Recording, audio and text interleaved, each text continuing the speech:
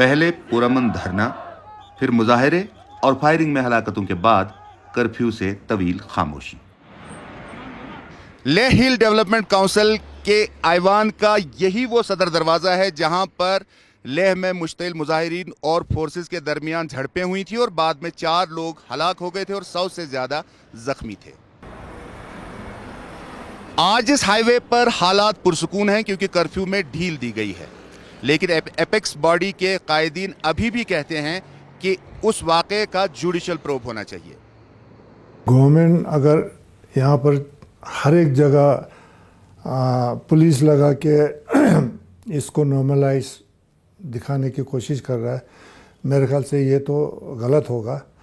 लोगों के दिलों में बहुत गुस्सा है, लोगों को आक्रोश है कि ये कैसे, ये सब क्यों हो गया। तो हालात तो अभी ठीक नहीं है, लेकिन हालात ठीक हो सकता है, ऐसे थोड़ा हमेशा थोड़ा रहेगा, लेकिन वो सारा गवर्नमेंट के एक्शन के ऊपर होगा। लद्दाख खित्ते में नॉर्मलसी के आसार के बावजूद आबादी अब भी फोर्सेस की फायरिंग से हुई हलाकतों पर मोदी हुकूमत से नाराज है।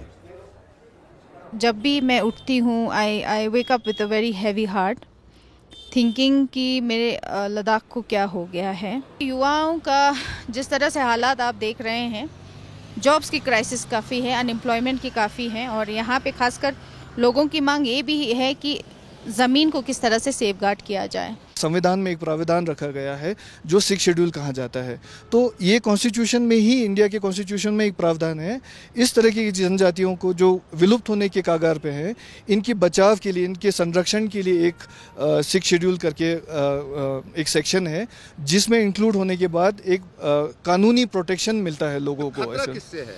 खतरा सर हेवी इंडस्ट्रियलाइजेशन से है, जो अनफोर्सीन डेवलपमेंट हो रहा है, जो मतलब बहुत रातों रात जो डेवलपमेंट हो जाता है उससे खतरा है, एक्सटर्नल इन्फ्लुएंसेस से खतरा है, लैंग्वेज का खतरा है, हर चीज़ का खतरा है सर। कश्मीर के साबिक नायब वजीर आला कविंदर गुप्ता गुज़िश्ता माह ही लद्दाख के तीसरे लेफ्टिनेंट गवर्नर का ओहदा संभाल चुके हैं। आपको क्या लगता है, क्या ये डिमांड्स बिल्कुल इरेशनल और इलॉजिकल हैं या इनमें कोई लॉजिक है? देखिए, मैं किसी डिमांड को गलत नहीं कहता। लोकतांत्रिक दायरे में रह करके देश हित में मैंने पहले कहा कि बहुत सी चीज़ें होनी चाहिए।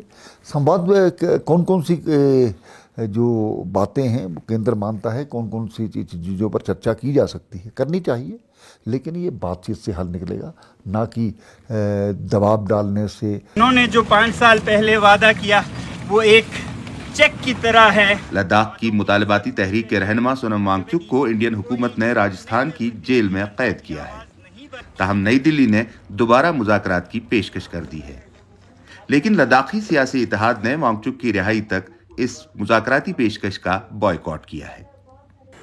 एक तो यह है कि सोनम वांगचुक को बेवजह उनके ऊपर गलत इल्ज़ाम लगा के उनके ऊपर NSA लगाया है, तो इसलिए जल्दी से जल्दी प्रोब का ऑर्डर देना चाहिए।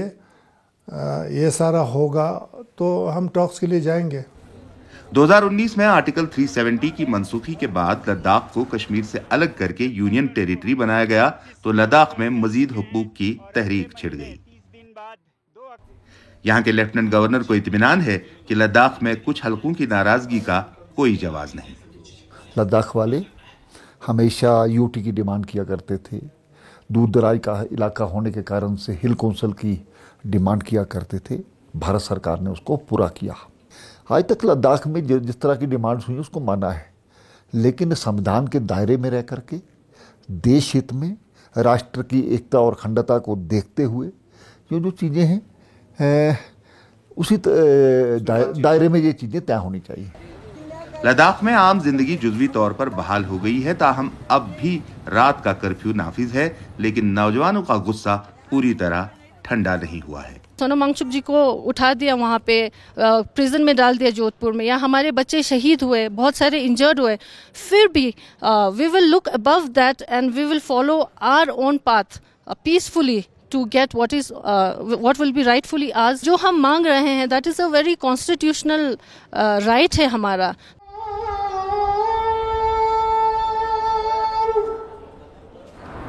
लद्दाख में आम जिंदगी बहाल तो हो रही है, लेकिन जिस तरह से गवर्नमेंट ऑफ इंडिया और लद्दाखी लीडरशिप के दरमियान डायलॉग को लेकर शर्तें लगाई जा रही हैं, उससे ऐसा लगता है कि गवर्नमेंट ऑफ इंडिया और लद्दाख के दरमियान कशीदगी अभी कुछ देर और जारी रहने का इम्कान है।